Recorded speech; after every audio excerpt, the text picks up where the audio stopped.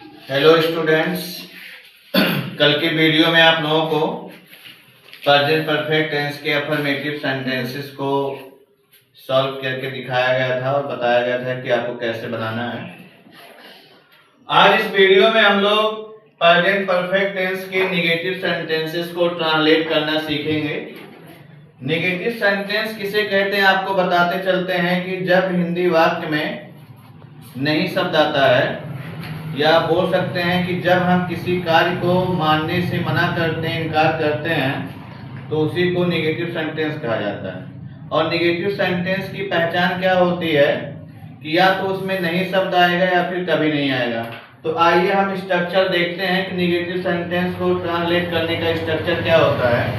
तो यहाँ मैं लिखा हूँ सबसे पहले सब्जेक्ट। तो जब हम नेगेटिव सेंटेंस को ट्रांसलेट करेंगे तो हमें सबसे पहले सब्जेक्ट लिखना है।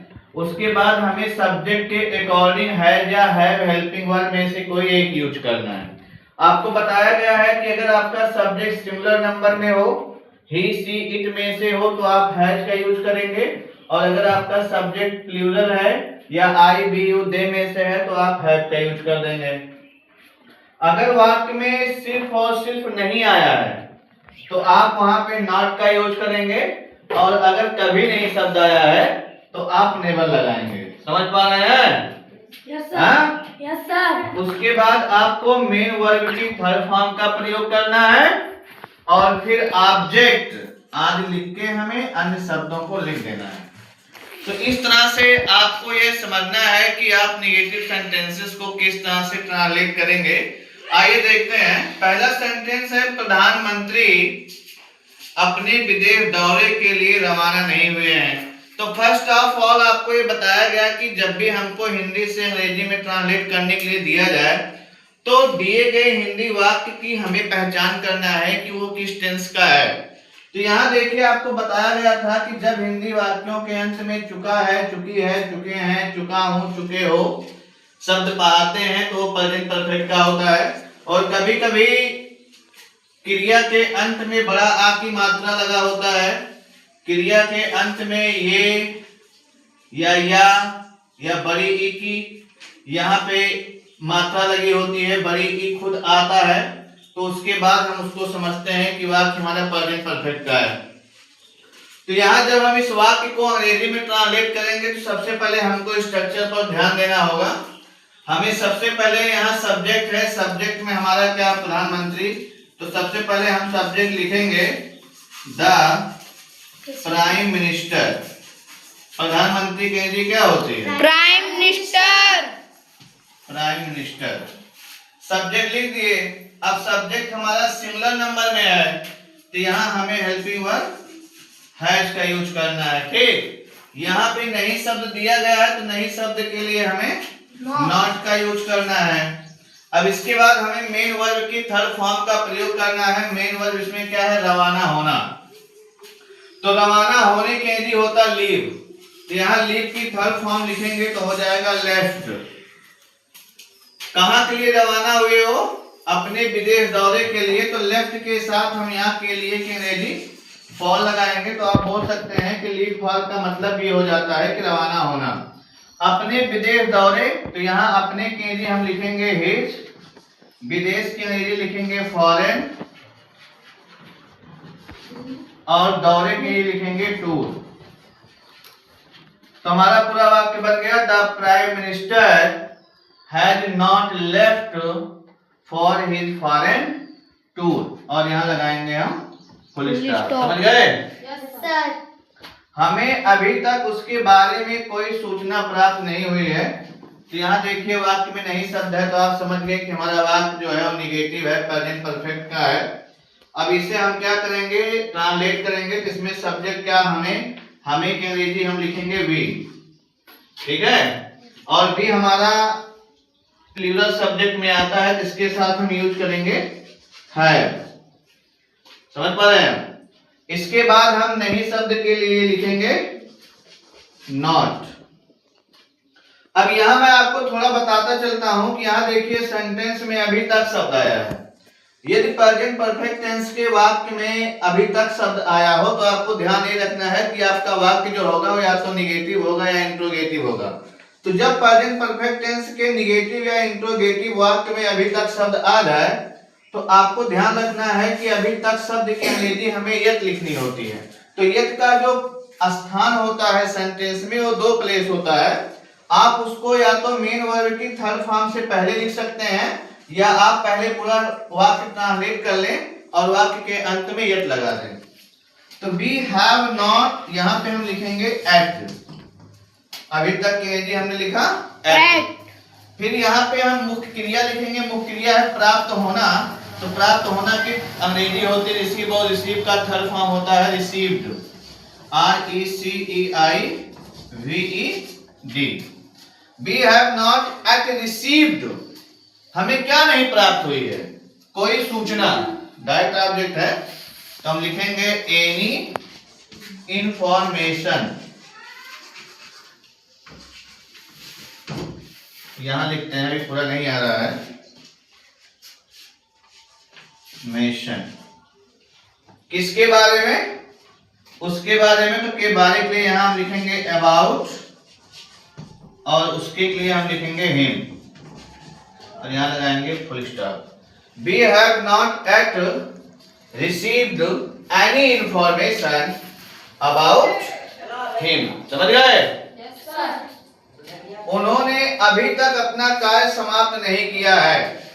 यहाँ देखिए निगेटिव वाक्य भी है तो उन्होंने यहाँ पे है तो उन्होंने को हम वह सब मानते हैं तो इसके लिए हम प्रयोग करेंगे दे। दे हमारा प्लूरल सब्जेक्ट होता है, इसके लिए हम यूज करेंगे हैव। ठीक। अब यहाँ देखिए यहाँ क्या करना है, नहीं शब्द है तो नहीं के लिए हमें यूज करना है नॉट। तो नॉट लगा दिए।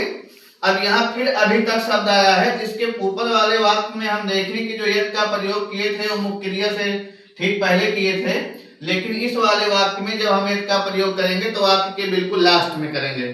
तो दे हैव नॉट। अब नॉट के बाद यहाँ हमें मेन वर्ब लिखना है फिनिश्ड। समाप्त करने के लिए फिनिश, तो इसकी थर्ड फॉर्म फिनिश्ड।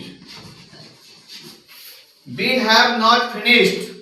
हमने समाप्त नहीं किया है। क्या नहीं किया है? अपना कार्य। तो कार्य यहाँ क्या है? डायरेक्ट ऑब्जेक्ट है, उसके साथ अपना शब्द जुड़ा है, अपना शब्द सब्जेक्ट के लिए आया है तो यहाँ अपना की अंग्रेजी हम लिखेंगे डियर और कार्य की अंग्रेजी वर्क और लास्ट में हमको लिखना है अभी तक की अंग्रेजी एट और लगाना है फुल स्टॉप। तो हो गया they have not finished their work at. आगे चलते हैं। मैंने ऐसा मूर्ख व्यक्ति कभी नहीं देखा है। आप यहाँ देखिए वाक्य में कभी नहीं शब्द आया है।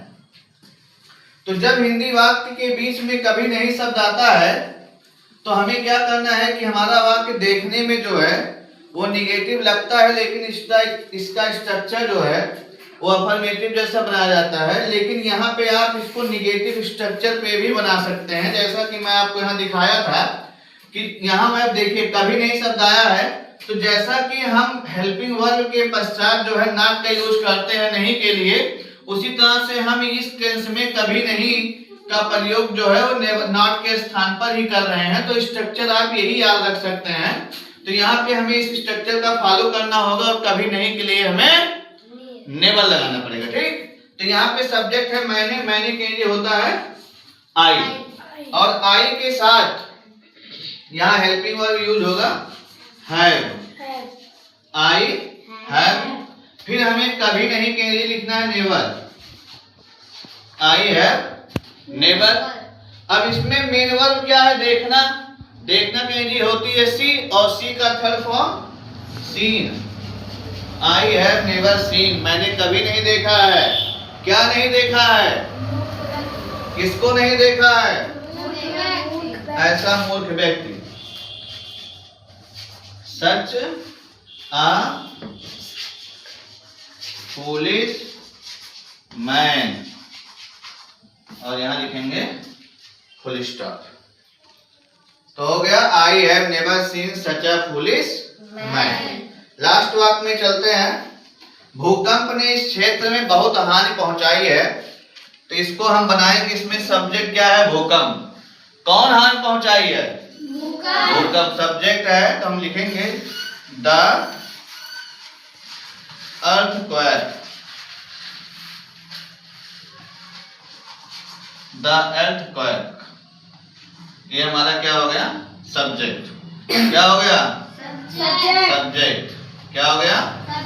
अब यहाँ पे जो earthquake सब्जेक्ट है वो सिंगुलर में है, तो इसके साथ हेल्पिंग वर्ब यूज होगा हैज।